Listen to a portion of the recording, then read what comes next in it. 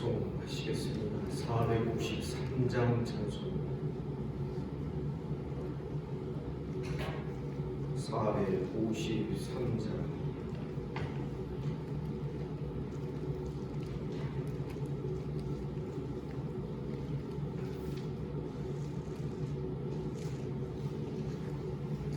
예수도 알기 원하네. 크고 넓은 은혜와 계속해 주신 사랑을 간절히 알기 원하네. 내 평생의 소원, 내 평생의 소원, 계속해 주신 사랑을 간절히 알기 원하네. 성령이 스승되셔서 진리를 가르치시고 거룩한 뜻을 깨달아 예수를 알게 하소서. 내 평생의 소원, 내 평생의 소원, 계속해 주신 사랑을 간절히 알기 원하네. 성령의 감화 받아서 진 말씀 외우니 그 말씀 한절한절이 내 맘에 교훈되도다. 내 평생의 소원, 내 평생의 소원, 계속해 주신 사랑을 간절히 알기 원하네. 예수가 계신 보좌는 영광에 눌려 있도다. 평화의 왕이 오시니 그 나라 왕성하도다. 내 평생의 소원, 내 평생의 소원, 계속해 주신 사랑을 간절히 알기 원하네. 아멘입니까? 우리 주님께서 이 아침에 우리 이 자리로 불러주신 줄을 믿습니다. 사도신경으로 신앙 고백 드리겠습니다. 나는 전능하신 아버지 하나님 천지의 창조주를 믿습니다. 나는 그의 유일하신 아들 우리 주 예수 그리스도를 믿습니다.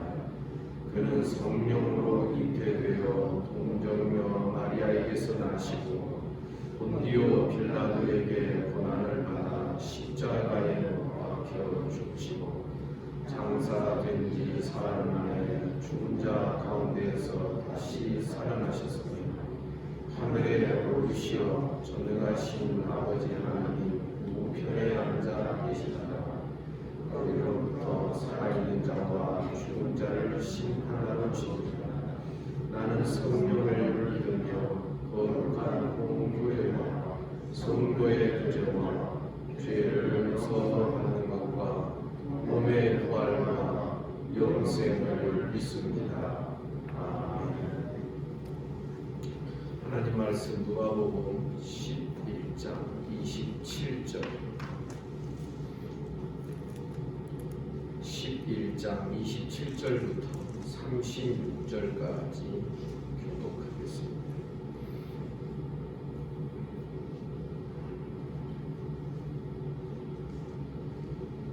이 말씀을 하실 때 무리 중에서 한 여자가 음성을 높여 이르되 당신을 뵌 태와 당신을 먹인 저지 복이 있나이다 하니 예수께서 이를 듣게 보이어 하나님의 말씀을 듣고 듣는 자가 복이 있느니라 하시니라.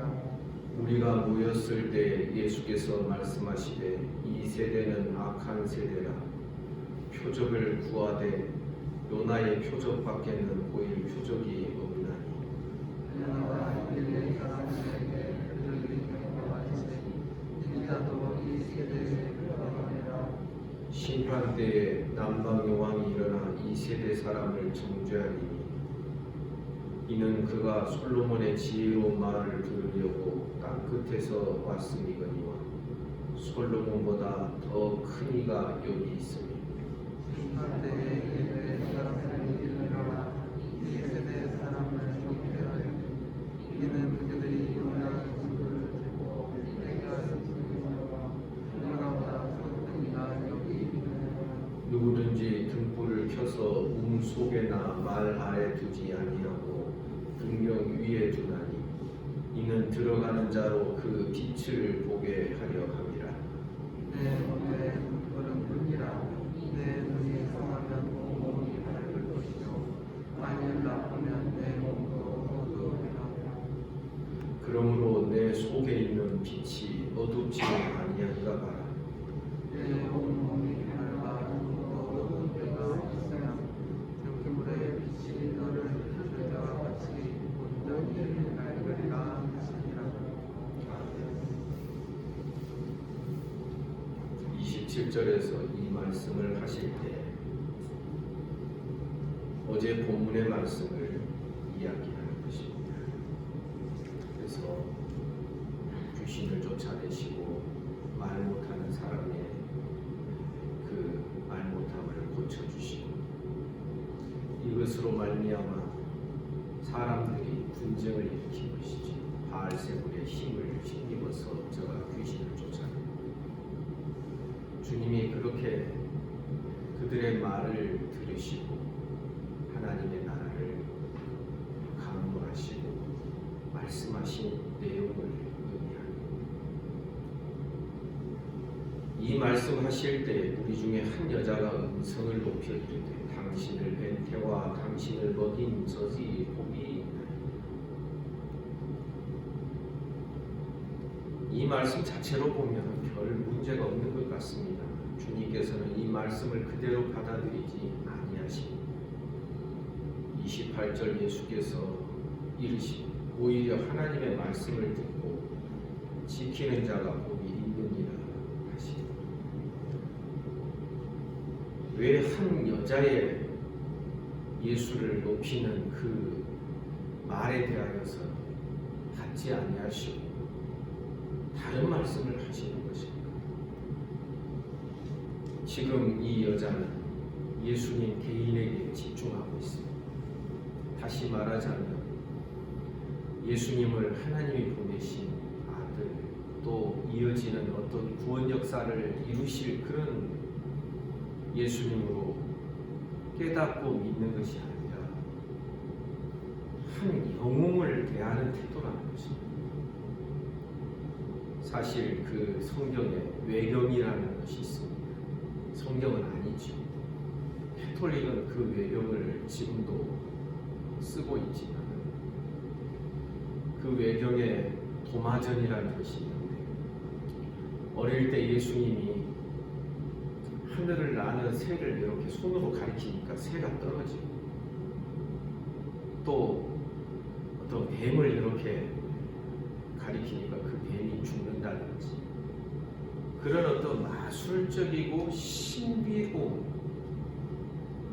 그런 내용을 담은 그 외경이 있습니다. 그러나 사도들을 포함하여 초대교회는 그것을 성경으로 인정을 하지 않았습니다. 그러니까 당신을 뵌 태와 당신을 먹인 젖이 복이 있나이다. 지금 예수님을 한 위대한 어떤 영웅으로 여기고 어떤 위대한 인물로 그렇게 예수님을 말하는 이 말씀, 이 말에 대하여서는 예수께서 그것을 받아들이지 아니하신 것입니다. 사실 캐톨릭은 지금도 이 경향이 좀 있지. 왜 마리아를 성모라고 부르는가? 마리아 상을 만들어 놓고 그 앞에 기도하고. 그러나 우리는 개신교는 마리아도 어디까지나 예수의 피로 구원받아야 될, 그 죄를 씻어야 될 죄인이라는 사실을 우리는 말하게 되는 것입니다. 당신을 먹인 저 당신을 뵌 태가 복이 있다, 이렇게 말을 하는데 28절에 보니 예수께서는 이렇게 말씀하시죠. 오히려 하나님의 말씀을 듣고 지키는 자가 복이 있다. 그러니 지금 예수님 개인을 인간적인 어떤 생각으로 예수께 집중하는 그런 이야기에 대해서 주님은 동의하지 않으신 것입니다. 더 넓은 하나님의 나라 개념에서 하나님의 말씀을 듣고 그것을 간직하며 그 말씀을 따라서 살아가는 자가 복이 있다. 아멘입니까? 오늘날에도 예수님에 대한 이런저런 이야기하는 사람들이 많습니다. 예수님은 세계 몇 대 성현 중에 한 사람입니다. 사람이 도달할 수 있는 가장 최고의 사랑의 경지에 오른 사람입니다. 그런 의미에서 우리가 그를 본받아야 된다, 인간적으로 그렇게 말을 하는 사람들이 있습니다. 그러나 우리는 예수님을 성경이 말씀하는 바이블 세이즈, 성경이 말하고 있는 예수님을 그대로 믿고 받는 자들이 되기를 주님의 이름으로 축복합니다. 이어지는 말씀에서 29절, 우리가 모였을 때 예수께서 말씀하십니다. 이 세대는 악한 세대라 표적을 구하되 요나의 표적밖에는 보일 표적이 없다.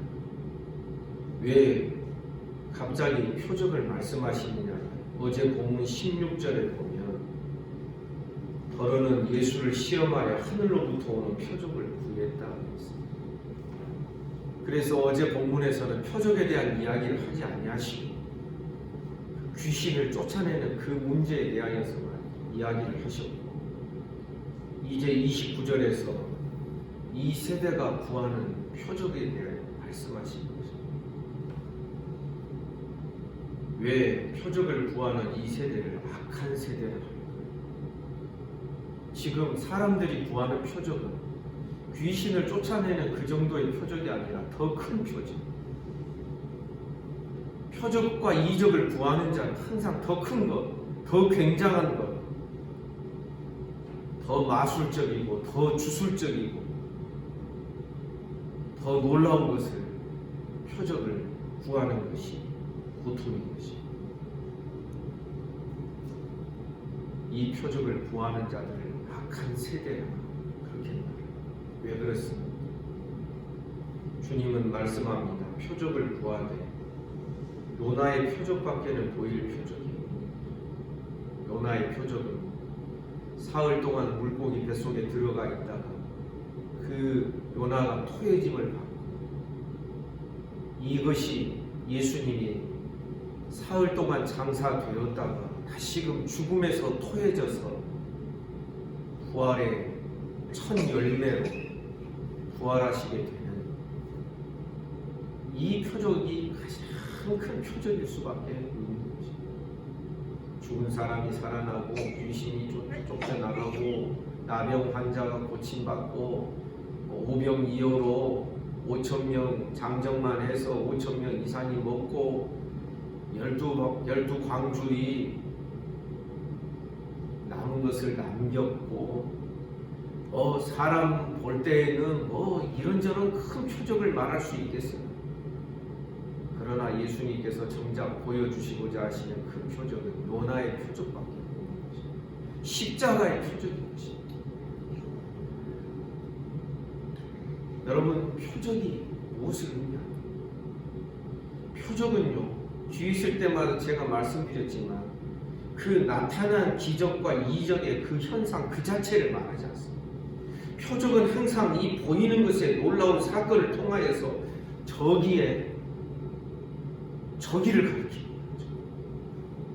하나님의 뜻, 하나님의 계획, 이것을 가리키는 것이죠. 그런데 사람들은 산속에 있는 그 어떤 분들이 정말 지혜로 손가락으로 달을 가르쳐주고 달을 가르치고 달을 말하고 있는데 왜 자꾸 손가락이 훌륭하니 손가락이 매듭이 어떠니 왜 이 손가락에 주목을 하는 거예요? 사람들이 그렇다는 거지. 진리를 가르치고 요나의 표적이라고 했을 때 이 표적을 통하여서 예수님의 십자가 사건을 가르치고 이 십자가만큼 죄 씻음 밖에 없는 죄 씻음 받게 하는 놀라운 표적이 없는 줄 믿습니다. 사람을 구원하는 것만큼 귀한 것이 없는 줄 믿습니다. 주님이 보여주실 표적이 요나의 표적밖에 없다라는 것. 그것은 다른 표적과 이적을 행하지 않는다 그런 뜻이 아닙니다. 정말 너희가 큰 표적을 구하는 표적과 이적 중에 가장 큰 것이 바로 십자가입니다. 지금 그것을 예수께서 말씀하고자 하십니다. 그래서 30절에 보면 요나가 니느웨 사람들에게 표적된과 같이 인자도 이 세대에 그러하니. 요나가 니느웨 성에 들어가서 전도를 했잖아요. 근데 전도를 하는데 사람들이 요나를 어떤 사람으로 여겼느냐. 물고기 뱃속에 큰 물고기 뱃속에 사흘 동안 있다가 살아난 사람이다. 근데 그 사람이 하나님의 회개를 하나님 앞에서 회개해야 된다라고 안 그러면 이 니느웨 망한다라고 그렇게 말씀을 전하니까 니느웨 사람들이 그냥 회개하는 것이죠. 심지어 붉은 베옷을 입고 짐승들까지도 회개의 모양을 갖추게 하는 그러한 니느웨 사람들의 놀라운 역사 구약 성경에 기록되어 있는 것 같아요. 그래서 요나가 니느웨 사람들에게 표적이 된 것처럼 인자도 이 세대에 그러합니다. 우리도 예수께서 십자가에서 죽으시고 부활하셨다는 그 복음의 핵심과 그 중심 그것 가지고 우리가 예수님 믿는 거 아니겠습니까? 여러분 믿습니까? 31절에 보니 심판 때 남방 여왕이 일어나 이 세대 사람을 정죄한다. 이는 그가 솔로몬의 지혜로운 말을 들으려고 땅 끝에서부터 왔거니 솔로몬보다 더 큰 이가 여기 솔로몬보다 더 큰 이라고 하는 것은 솔로몬은 구약의 그림자의 사람입니다. 솔로몬 왕국과 솔로몬이 가지고 있던 그 지혜는 앞으로 있을 메시아 왕국에 대한 하나의 그림자로서 세워진 나라였고 솔로몬이 가진 지혜는 앞으로 있을 메시아의 그 그림자 메시아가 가질 그 참 지혜 하나님의 지혜의 실체에 대한 하나의 그림자로서 솔로몬이 가진 지혜는 그런 것이 있어요. 그런데 그림자를 보고도 그 지혜로운 말을 들으려고 남방 여왕이 왔다라는 것입니다. 그런데 이제 솔로몬보다 더 큰 이제 실체가 되는 예수님이 오셨는데 지금 사람들이 예수님께서 행하시고 가르치신 그 내용에 대하여서 이러쿵저러쿵 막 말들이 많습니다. 저가 바알세불의 힘을 귀신의 왕 바알세불의 힘을 힘입어 지금 귀신을 쫓아냈다 하는 둥. 그러니 희미한 그림자를 가지고서도 하나님을 믿었던 사람들이 밝은 빛을 가지고 있으면서도 하나님을 믿지 않고 예수님 믿지 않았던 사람들을 정죄하는 하나의 근거가 되지 않습니다. 다시 말하자면 우리 몰랐어요. 핑계댈 수 없다. 로마서 1장에 우리 못 봤어요. 그렇게 핑계댈 수 없다. 왜? 참 빛이 왔는데도 너희가 못 보고 비추임 받지 못했다면 그러면 저 희미한 그림자를 가지고서도 찾아오고 멀리서도 와서 그 지혜를 듣고 하나님을 믿었던 그 그 남방의 왕은 그러면 뭐란 말이지? 그 이야기를 31절에서 다시 보시죠. 32절 심판 때 니느웨 사람들이 일어나 이 세대 사람을 정죄하리니 이는 그들이 요나의 전도를 듣고 회개하였으니 요나보다 더 큰 이간이요. 요나의 전도를 듣고 니느웨 사람 성 전체가 뒤집어졌어요. 희미한 그림자를 보고서도 그렇게 뒤집어지는 역사가 있었는데 요나보다 더 큰 이제 실체가 되시는 참 빛이 이 세상에 왔지만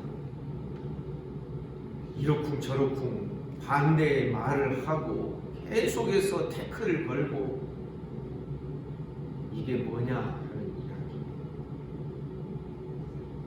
솔로몬보다 더 큰 이 요나보다 더 크다라는 것은 뭐 위대하다, 훌륭하다 그런 뜻이 아니라 그림자와 실체의 관계에 있어서 예수님은 구약시대 모든 그림자에 대한 실체로서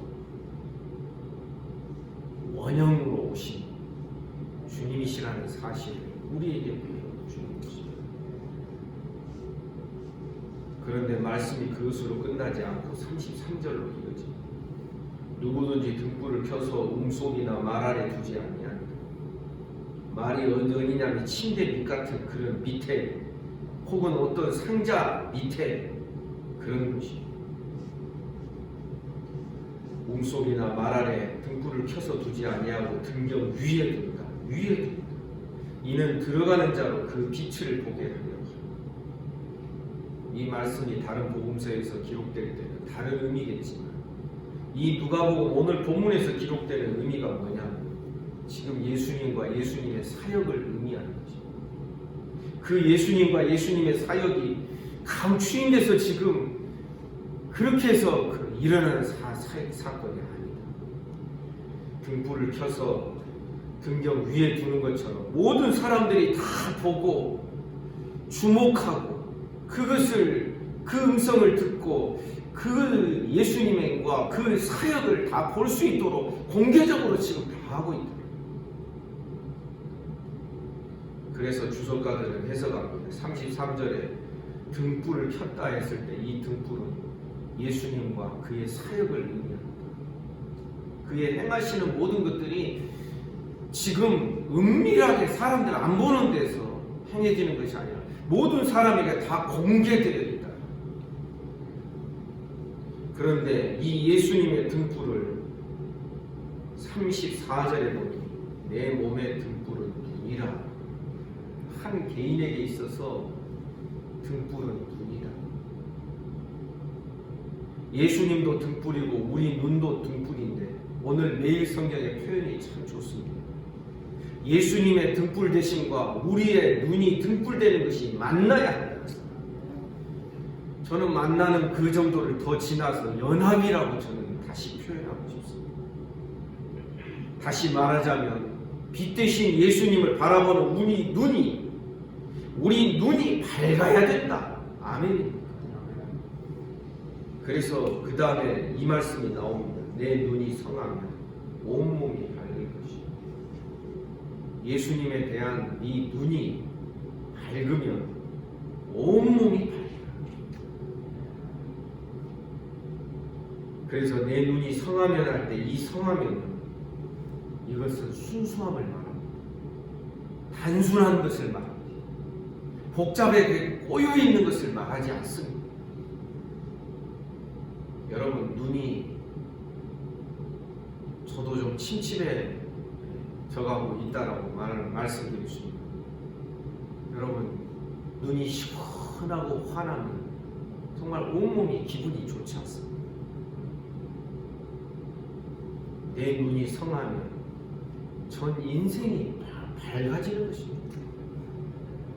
만약에 내 눈이 나쁘면 내 몸도 어둡게 됩니다. 눈이 나쁘다는 것은 눈에 악함이 있다. 사람은 자기 수준에서 보게 되어 있습니다. 사람은 자기 수준에서 판단하게 되어 있습니다. 내 눈이 건전하고 건강하고 네 눈이 순수하면 네 몸이, 네 온 인생이 밝을 것이다. 만일 악하고 꼬여있고 음침하고 어두우면 네 몸도 네 인생도 전체가 어두울 것이다. 여러분, 여기서 우리는 사람의 모습, 인간의 모습을 볼 수 있어요. 사람에게 참으로 중요한 것이 무엇인지, 우리 생각하고 말하고 행동하며 사는 우리 인생이죠. 주님은 말씀하신 우리 눈이 밝아야 돼요. 예수님과 예수님의 가르치시는 말씀에 대하여 우리 눈이 밝아지기를 원합니다. 다른 사람의 약점과 다른 사람의 허물을 보는 눈이 밝으면 안 돼요. 오히려 그런 눈은 어두워져야 되고 둔해져야 돼요. 우리는 말씀에 밝은 사람, 예수님에 대하여 밝은 사람, 하나님께 나아가는 일에 밝은 사람들이 되기를 주님의 이름으로 축복합니다. 그래야 우리 전 인생이 온몸이 밝다는 것입니다. 요한복음 1장에서는 하나님께서 예수님 안에 생명을 두셨다. 태초부터 계신 말씀, 그 로고스 안에 생명을 두셨는데 이 생명이 사람들의 빛이다. 이 빛이 와서 지금 비추고 있다. 요한복음 1장에 그런 표현들이 계속 이어지는 거죠. 사랑하는 성도 여러분, 세상에 대해서 밝지 마시고 예수께 대하여 밝은 신앙이 되기를 원합니다. 말씀을 보아도 잘 깨달아지지 않으면 우리 기도해야 됩니다. 하나님 말씀에 밝은 신앙이 되게 해주십시오. 이 눈이 밝아야 우리 온몸이 어둡지 않고 온 인생이 어둡지 않는 것입니다. 그래서 35절, 그러므로 내 속에 있는 빛이 어둡지 아니한가. 여러분, 우리의 어두움을 아주 민감하게 깨닫는 자들 되기를 간절히 원합니다. 우리 눈에 먹구름이 끼어 있다든지 검은 안개가 확 끼어 있다. 내 마음의 눈에, 이 영적인 눈에 어둠이 끼어 있으면 보이는 것이 다 이렇게 어둡게 보이고 보는 것마다 마귀적인 것으로밖에 안 보이는 거죠. 마귀적인 태도. 마귀가 뭐라고 참소하거든요. 다른 사람의 약점과 허물들을 욥을 막 이렇게 물어뜯고자 했던 것처럼 막 참소하거든요. 사랑하는 성도 여러분, 우리의 빛이, 우리의 눈이 어둡지 않기를 간절히 원합니다.